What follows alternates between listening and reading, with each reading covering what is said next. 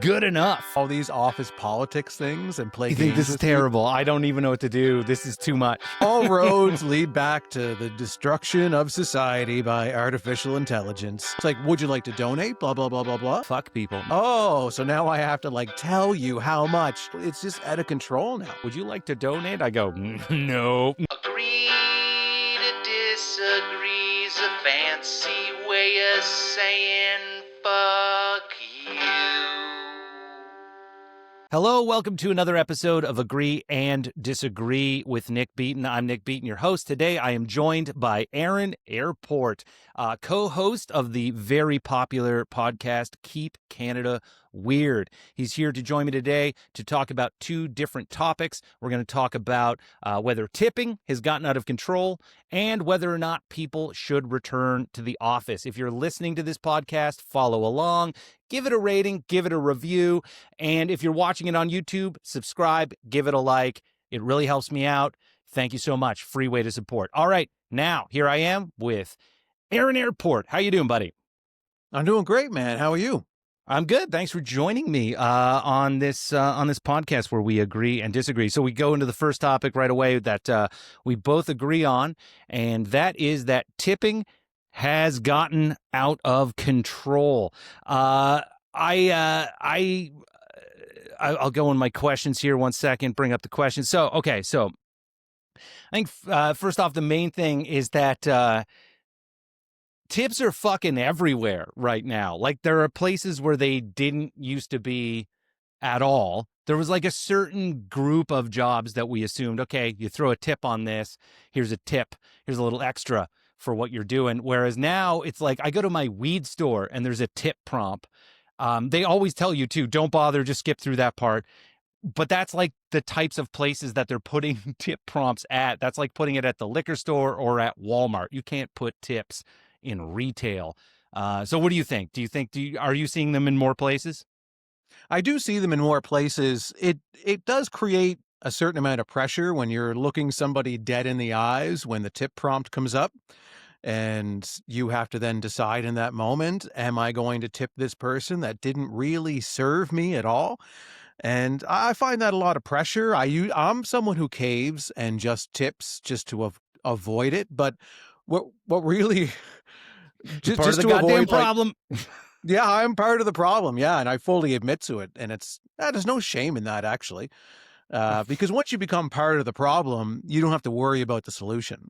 And that's the way I live my life. That's an interesting philosophy. Once you're part of the problem, you don't have to worry about the solution. But so you just if somebody flips it around and you're like, I don't think I should have to tip for this, but the tip option comes up, you're like, fuck it, I'll tip. I'll tip at least, something silly. But that's the thing, is once you get into the tipping and you flip it around at a job where they're not supposed to tip, the second part of it is where the tip percentages start, which even at places where you are expected to tip, I think they're starting way too high. I've seen them start in crazy scenarios at 20% and then 25% and then 30%. Now that's a little bit of an outlier. It doesn't happen that way that often, but I've seen it. But now often where they start is 18%, 20%, 25%. I see that very regularly. The bottom start is 18%. Would you if somebody flipped that thing around, was like, you're in a situation where you don't think you're supposed to tip to begin with, and they flip it around and you see 18%, are you going to hit other amount and then go through that? Because if you're going to do that, why don't you just fucking say no? No, I'm not going to go into the other amount. I'm going to tip the lowest one available, and then I'm just going to move on with my life. But I find, because it used to be 15% was the general number across the board, no matter where you went, it was 15%. And if you wanted to go above and beyond the 15%, you had to go out of your way to do that. But it's just now 20% now has become the norm. And it's kind of scary because that's a lot of money. If you're getting a meal, which is now costing, if you go out to eat alone and cry like I do, it's you get a meal that's $35, $40 that it costs one person to go to a restaurant now on average. I have no data to back that up, but that's just a guess of what it is. And then add at least 20% on top of that.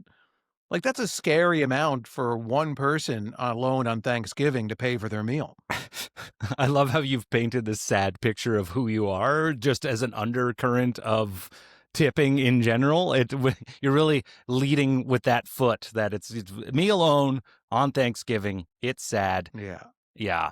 Um, yeah, no, well, that's the thing with percentages is that like the number looks low if it's 18 or 20. You're like, oh, 20. That's not much, but it's a percentage of what you're getting. So like, Mhm. so, and I know that that's a very obvious statement, but it doesn't seem to be an obvious statement when you talk to the people about tipping and what percent you should do. That's why, like, I've seen people argue online. I know, again, these are prop percent tip, and I'm like, that's paying 1/3 more than what the fucking menu says. Like, that's 1/3 more than which is an insane amount. I know when the number is like it's $100 bill at a restaurant, it's $135, and seemingly that's not that much of a difference. But think of anything else that you would justify paying 35% more on. If you were to buy a car and like, by the way, it's gonna be 35% more than we told you, you'd be like, well, that's fucking ridiculous. Well, that does kinda happen when you buy a car, because when you actually look at the breakdown of what the invoice is saying when you buy a car, they do have all these ridiculous charges that make no sense on it, that Mm. then adds a solid 40% onto the back end of what you're paying. But when you think about tipping in a restaurant, you're tipping for the service, right? So the cost of the meal shouldn't factor in to the tip amount for the service. So if I ordered a $20 meal, the server is still serving me the same way that they would serve me if I bought a $50 meal. Mm. However, because I bought the more expensive meal, I am then, in a way, punished by having to tip more money because the percentage is going to equal to more money because it's a more expensive meal. So you're almost kind of being punished in that way, where it should be like, yeah, typically I tip $7 at a restaurant, no matter what the meal is. Like, that should be kind of the norm as opposed to the percentage. But like, for the record, I think tipping is great because it is a way for people who work in the service industry to have motivation to want to do a great job. Because if you were just making the base rate of pay and not having those incentives whatsoever, I can't imagine how the the service would crumble at that point. Right, but I think it's crumbling anyway. That's the thing I think is happening. I don't think the service is good now. I think there was a point in time where what you just said was true, where it's like, okay, you work, based on your ability to serve and whatever, you get tips based on how good your service is, and now it is expected, and these higher percentages are expected. And I think there was this like weird dual argument where people didn't want to tip, and then people were saying things like, these people are just finding excuses to say the service is bad. And there's probably truth to that too. There are people out there who are just going to find an excuse to be like, well, they didn't do this, so I'm just going to give them whatever. But I think the response to it to be like, no, you just tip automatically, and even if the service is bad, because I've gotten bad service and I've seen this defense where people say, well, if the service is bad, don't tip badly. You should talk to the manager and let them know the service was bad. That's the more appropriate way to go. And I've seen that argument made, and I'm like, well, why is that better for the server? Like, why would you want me to rat you out to the manager instead of just giving you less money and saying, hey, this was bad service? And Like, who wants to spend their time doing that too? Can you imagine like going to a restaurant and then eating your meal with whoever and then be like, hold on, guys, wait in the car. I'm going to be 45 minutes yeah. hashing it out with the manager after my meal. Yeah. I'm going to tip 25% because I read this fucking meme on Facebook. But I'm going to go argue with the manager about why I shouldn't have had to tip that much. Like, that's the dumbest logic I've ever heard. But that's what so yeah, I don't think service is necessarily good because of tipping anymore, because it's so expected. Like, there's just times where you see people, you go to a place and you literally see the waitress sitting at the bar on her phone, and you're waiting, and you know that's your waitress, and then they don't come. And then at the end of the thing, if you said, okay, well, I'm going to give you a 5% tip because I think that's what you earned, you're getting bitched at in the kid. Like, I'm not getting enough. And this is bullshit. And these fucking cheap assholes, right? Like, I just feel like that's what people, and there is no takeaway. I don't think there is a thing where they realize that they're bad at what they do. And they always are like, well, the cooks are also the problem. And this happened. And this, look, man, I understand everybody's job sucks. I'm tired of servers acting like they have the hardest fucking job in the world. Like every day is Vietnam for them. Like you go to a place and you write the stuff down people want and you bring it to them. And if the cook was bad and was slow and there's other obstacles and it affects your tip, well, that's just part of the goddamn job. You're getting extra money for you're getting paid, especially in Canada now, you get the actual full minimum wage. It's not like what it was talked about in the 90s where you made $2.30 an hour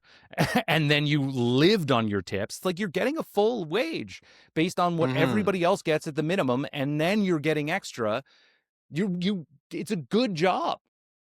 Yeah, no, you do make good money when you work in the right restaurant with the right clientele, for sure.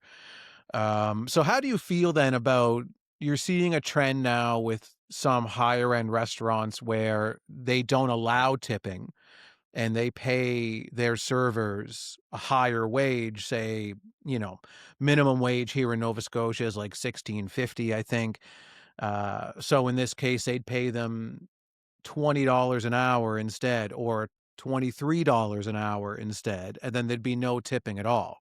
Yeah, I So do think you think that would equate to better service, or do you think some complacency would take effect after the initial wave of, oh, this is better, I'm making a higher wage, but then after a while you just kind of settle into this and you're like, I still hate my job. well, everybody in that, I think what it would make them do is hate their job the way everybody else hates their job, right? It would just be a thing where it's like, this is how much you get paid. This is the job you do. If you don't do your job well, there is no just tipping aspect in it that either saves your ass at the end where there's an automatic tipping expectation, so you get it and then who cares. It's like, oh, this person doesn't give a fuck about their job and they're not doing it well and they're making $20 or $25 an hour, and we're now through that paying for like their tip. They're not getting tipped anymore, they're getting this higher rate. And I just think that would be like, it would just be a job. It would just be a job like any job where you got a job and you got a rate, and then if you didn't do your job well, then people would say, okay, you're fired, or you don't get as many hours or whatever it is. This is the thing. It's like, why do we? I'm not saying like, I don't think tipping should be included, and I think the onus should be on the business to pay their employees a living wage and not expect everybody who comes into the restaurant to supplement their employees' wage. But why is it then that it even has to be that much higher than minimum wage? The problem is that no one would fucking do it for minimum wage, or they would do it and it would just be that job, which is what a lot of other jobs are. There's a lot of other non-skilled labor where they just pay you minimum wage and you get raises the way you do. And that's it. Like, I don't know why, in order to incentivize them, it has to be like, we're going to take away your tips, but we're going to pay you X amount above minimum wage because what you guys are doing is just, it's impeccable. Like, it's not. It's a fucking job. Like, go to a Walmart. That person makes minimum wage and they're not expected that, like, to get tips, and then it's not expected because they don't get tips, we're going to pay them this much over minimum wage. Do I think people should get paid more anyway? Yes. But like, I don't know why this job gets separated into another position. I think it's the idea that you're dealing with people when they're eating, and that's probably when people are at their worst throughout the day, I'd say. Just in terms of how they treat their servers, I will Do you argue think? one point with that. I think the people that are the worst are when they're fucking walking through a crowded Walmart and can't find the fucking duvet covers, and they look for the nearest Walmart employee and tear a strip off them. And that person never will get a tip, ever. they'll be making minimum wage and Yeah. screamed at. But I I mean, if would you're sitting argue down, you're that, eating a nice meal, you're having a couple of drinks, I think a lot of people well, would be in you an are, okay but mood. I mean, the 400-pound psychopath is certainly not treating it like that. I don't think they're as calm as you are in a restaurant. You're a normal human being who follows the rules of society. But when Betty doesn't get her 9th free roll and extra, You're right. There are tons of terrible people out there. yeah, and I Yeah. think when someone's eating, they have a certain when they're being served, there is a certain switch that happens in their brain where just for a few minutes they think they're royalty when they're probably bottom feeders from hell. And it's just I don't think the Walmart person, I do agree, gets it sometimes in terms of the wrath of humanity every now and again through their shift. However, the server, they are serving hundreds of people in one night that are just giving it to them right to their face. Right. And So the bulk of the people they deal with is one-on-one personal, whereas in Walmart, you will have to deal with customers sometimes, but sometimes you won't. You'll be doing your thing. You'll be stocking your shelves. You'll be doing whatever, taking yeah, inventory. Yeah. But the thing I would say yeah, is the reason why people in restaurants do that feel like they could be treated right like royalty. The reason why Yelp reviews have become so important is because of this tipping process. I think that if you're sitting there and you look at the menu and you go, okay, food prices have also gone up. So you're like, okay, so I have to spend this much money on my meal, this much money on drinks, this much money on my person's meal that I'm with, this much money on their drinks. And then I'm expected to tip 20 or 25% on top of that. Yeah, you might analyze that person's service a lot. Whereas if the tip percentages even just went down, even if they just went back to what they were supposed to be, which is like 10% is fine, 15% is good, 20% is great. And then you can even add in the 5% or lower is I didn't like the service. I thought it was bad. If we just got into it, but if you're fucking throwing on the percentage numbers that they're adding, people are going to sit there going like, you fucking owe me. Like if you take too long to get my breadsticks over here, I'm going to be mad and unreasonably mad because I know what it means. I know you're expecting this tip. I know you're going to flip that little machine to me over at the end and it's going to say 18, 20, 25 and I'm going to have to fucking press. And if I press other amount and go through, you're going to be fucking looking at me and judging me while I do it. yeah, they are, but that's okay because it'll be 2 seconds of your life that you'll be judged, and then you'll leave, and they'll still judge you, but you won't feel the judgment because you'll be gone. Right. So I But if wouldn't it's a worry place too you much go about that. back to, no, but it's a place. No, you don't go back. When you eat somewhere, you have to wait at least 6 months before you go back Okay. because you don't know what you did last time. What I love, okay, so we're talking restaurants too, but let's look at just bars and buying just drinks. Remember like what the gold standard was back when it was all cash, no one used debit cards or anything, and it was just you go up, you have bills in your pocket, and those bills slowly become coins, and those coins are used as the tip, and it's always like I get a beer, here's $1. I get a beer, here's $1. And I just now with the way debit machines and everything works is you even if you're like sitting at the bar or you're sitting at another table and you're ordering just beers, there's no food, there's nothing. You're just coming over with a beer every now and again. You end up tipping not that dollar amount, now it's like a percentage of that. And it's like, I mean, if you add it up over time, you're like, oh, okay, fuck, man, how much extra money did I spend in tipping that wasn't that necessary? No, you know what else is kind of nudging up against tipping? And so now generally we're tipping at restaurants, in that type of service industry spot. But when you're going to retail outlets, every single retail outlet now is asking you to donate to some certain cause, whether it's their own cause or whether it's whatever else that they've made up. And now that's getting to the point too, where if I'm not at a restaurant and I'm just at a store buying some things, toilet paper, whatever, it's like, would you like to donate? Blah, blah, blah, blah, blah. Yeah, sure. How much would you like to donate? Oh, so now I have to like tell you how much. So my kind of, morals are going to be brought into question here because See, is $2 enough? Is $5? What are other people donating? What did that guy in front of me donate? Like, oh, it's just out of control now.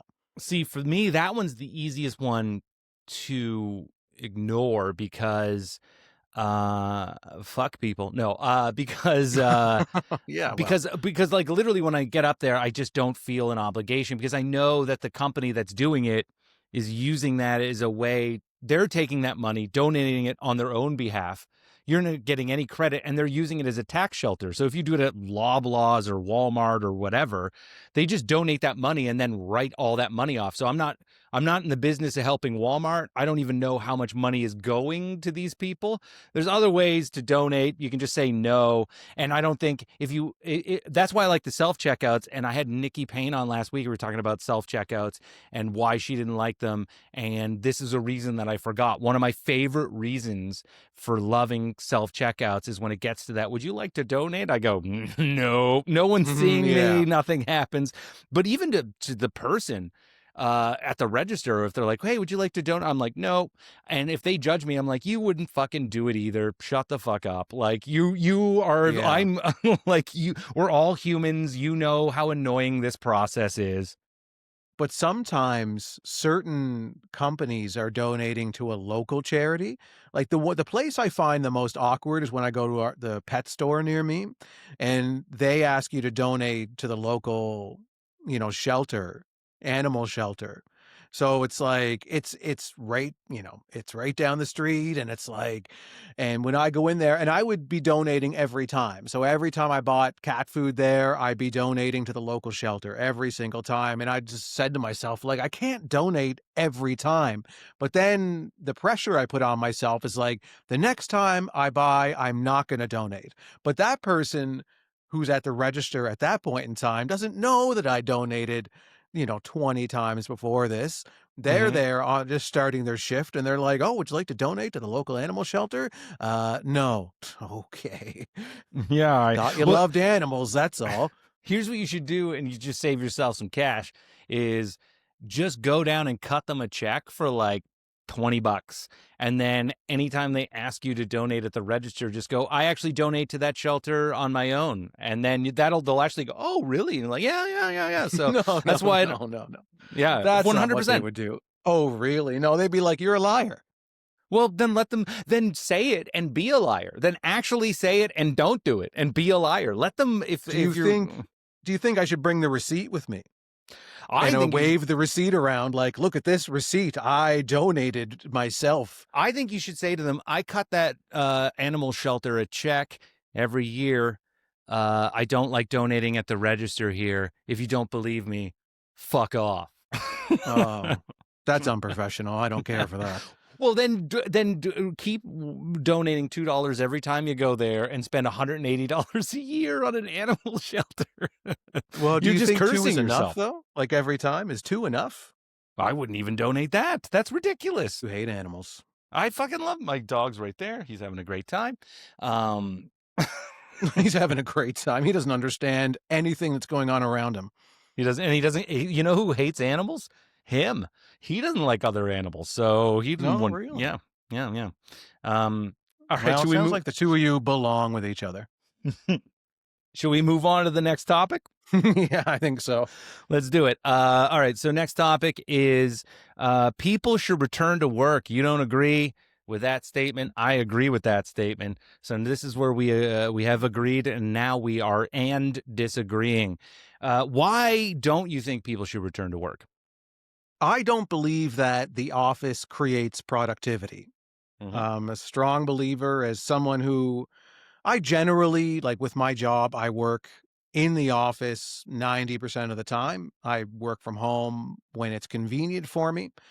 But I do enjoy going to the office purely for social purposes. It is good to get out of the house.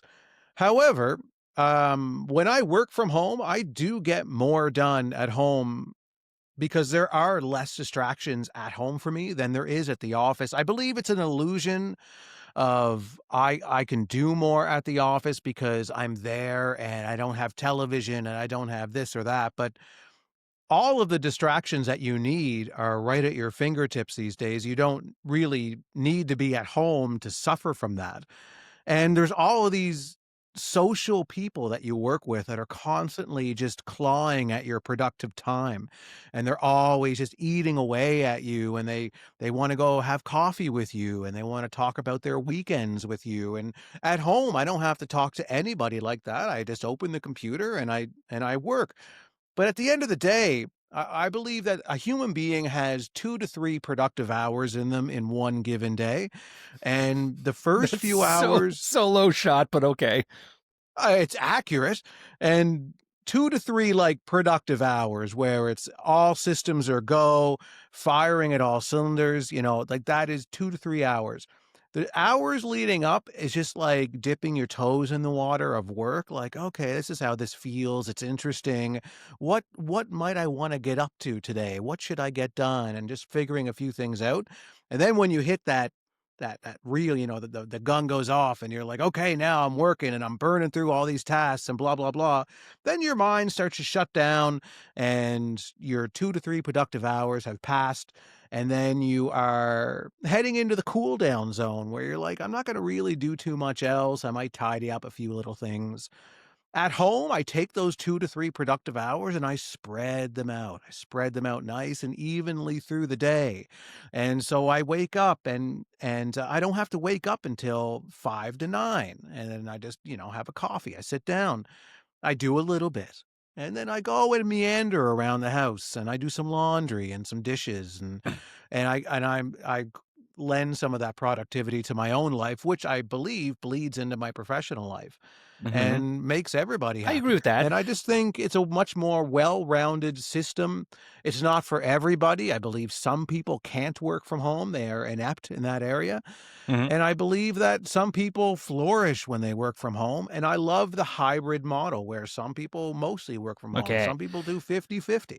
So this is the thing. I think the hybrid model's great, and I disagree with we only have 3 productive hours in us. I think it's just different. I also haven't had a typical like office type job in a long time, so I understand that like it's a different dynamic when you go in when you talk about productive for 3 hours because you're doing stuff for somebody else. So you're kind of like, I'm gonna, it's gonna take me a minute here. You're not like, it's not maybe your drive to do it. So at that moment, you're kind of like, fuck it, man. Like, I'm just kind of chilling here for a minute. Or, okay, now I'm going. Okay, now I don't want to anymore. Like, I get that. I understand what you're saying. And I also understand, I don't believe that people who work from home necessarily are unproductive.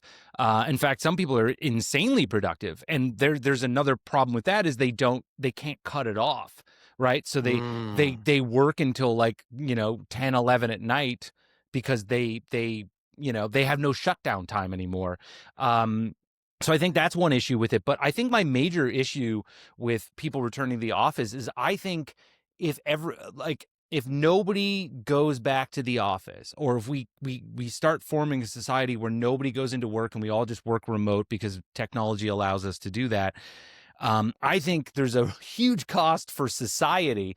And I if you're fine with that cost, that's okay. But you have to accept that, like, there's some people who are like, no one should ever have to return to work. It's stupid. We should just be able to work from home. Okay, fine. But there is a cost to society. And the main cost is it's people are social. You even said at the beginning, like, oh, I like to go to the office because I like to be social. That liking to be social is something that we need everybody to want to do because we need people to be social because we're social creatures.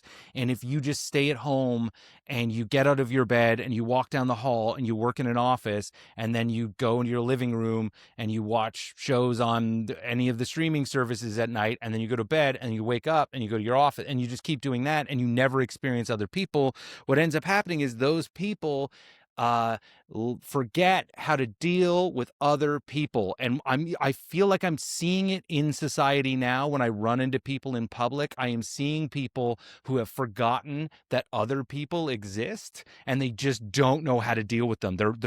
They have shorter tempers with them. They snap at them more. They're like, they can't believe this person is doing something like on their own. Like that, I'm seeing that a lot. Like in Toronto, it's you see it, like people don't get out and experience other people enough, and that's a really important part of society. Like if we forget to do that, it's bad. So yeah, people should be able to work from home sometimes, of course.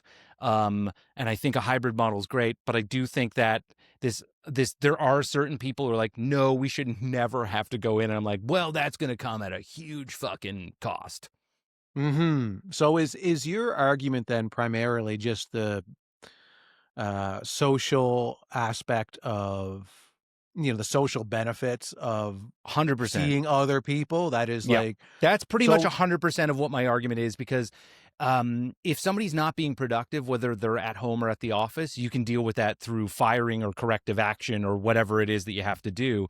I personally think straight up social people's a social structure that exists where people experience and deal with other people, deal with people they don't like, deal with people that annoy them, deal with people that have their own agenda they're dealing with and it's in the way of yours. Like you have to learn how to do that and constantly come face to face with that and navigate it in order to be able to be a member of society that doesn't just fucking snap. I think being reclusive is bad. We used to call these people hermits, and now they're like, what, the wave of the future progressive workplace? It's like you staying at home by yourself and never seeing another human being, or only seeing the same 2-3 human beings, is not fucking good for your psyche, and it's not good for how you operate with other people. You need to learn to deal with a fucking nut job on the subway or an asshole in front of you in line. I think it's just good to always have that, or never come back to society. Like if you're going to do that, never come back.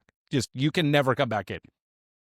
what if though, with the advances in AI, someone's working from home and they could create AI avatars that are their coworkers, and the sole purpose of this AI program is to interact with you and be these different personalities while you're working from home, so that you get this kind of social challenges and somebody that you get along with really well, and All right. somebody who like the AI will rat you out to the boss sometimes, and it'll do all these office politics things and play I think this games is with you. terrible. I don't even know what to do. This is too much.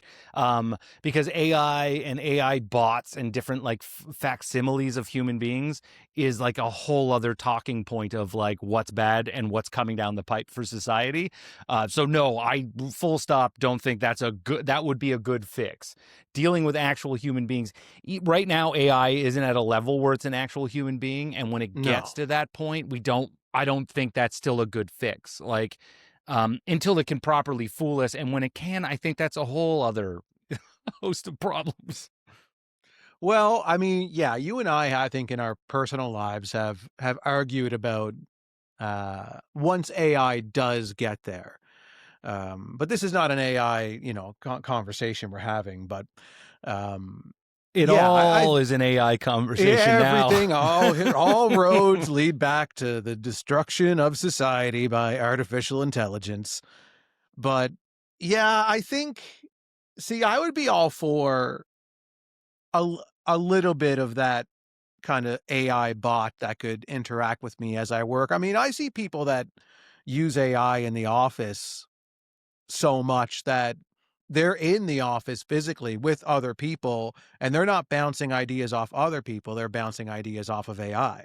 Mhm. And that's happening now. It's happening in offices everywhere now. It's kind of this snowball effect where I don't really see that we have much control over it, but it's No, made its way in. It's very ingrained now, and I it's don't think. not even nearly working at at the capacity that it's going to be in 10, 15 years, where Mhm. it's creating a reality so real that you don't know the difference and probably don't care, Right, because and you've I just can't submitted even. to it. I can't even. Yeah, submitted to it is a great word. I can't even, and I can't even speculate on that. The thing I would say is like, I think now where AI is at, I think if you're using it as a research tool like Google, basically, in a more in-depth Google, or more like, you can really key prompt it to kind of give you more of an angle that you're looking for, whatever it is. I think that used as an office tool is of course. It's the same thing as Googling. It's the same thing as going to an encyclopedia. I think that, though, if you start treating it, and this is one of the things that's happening with AI, is people are treating it too much like a human being. And if you start adding avatars and bots like to it that people are doing, and it gets intuitive and it seems human-like enough, again, when you have the more increased level of isolation that is happening with people, and then you add in AI avatar bots that are enough like a human, that those type of people who don't want to be around anybody but still kind of want some level of human interaction, and you give them the path of least resistance to be like, here's an AI bot that's kind of like a human. They go, good enough.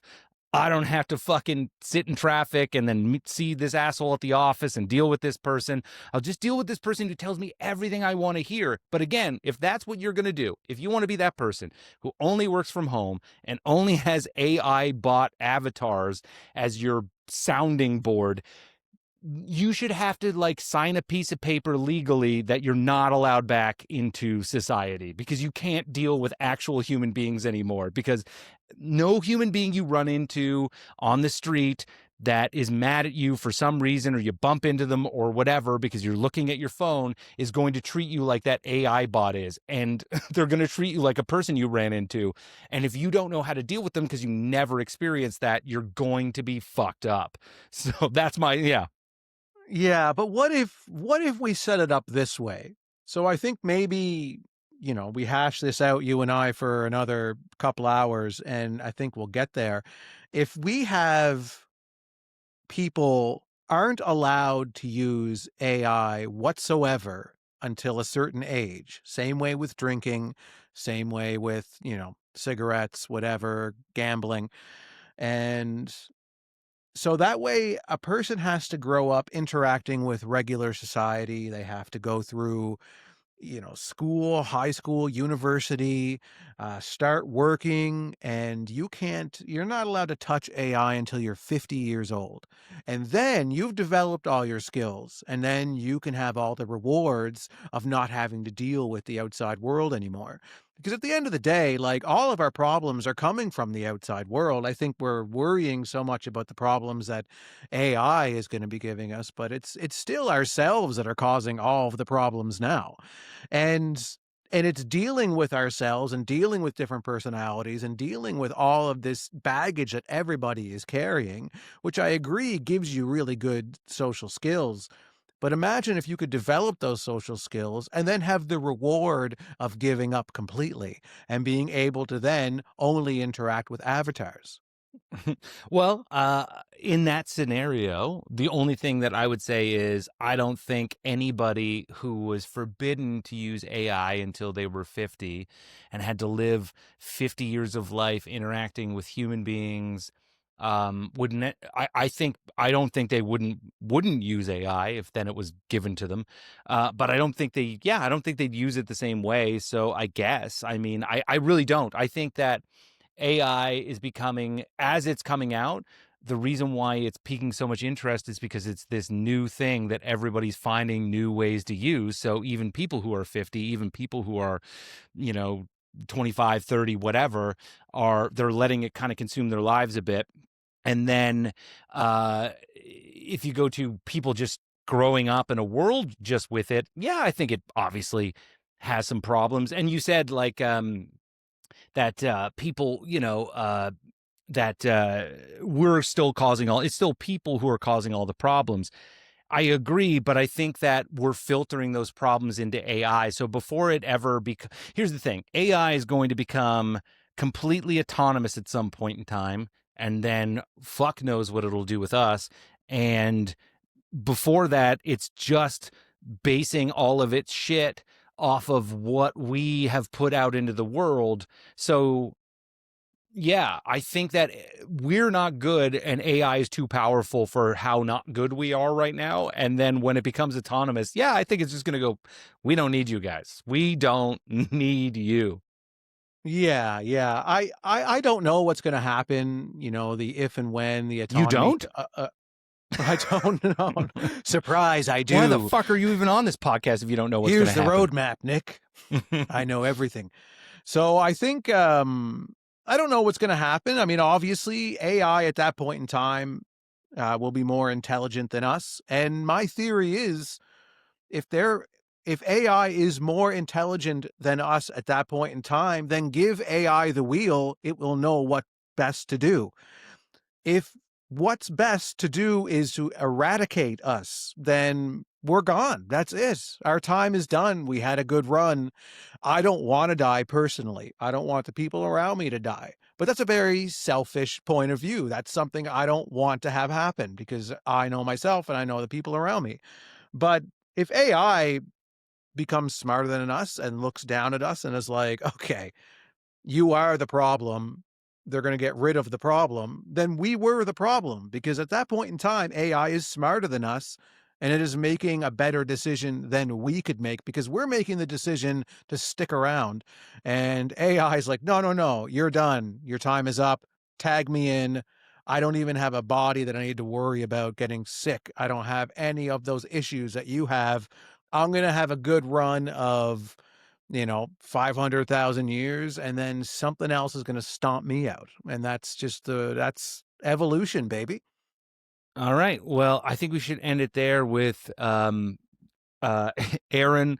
on his knees, mouth open in front of the AI overlords. Just to French kiss. Just to French kiss. Please keep me alive, says Aaron Corbett.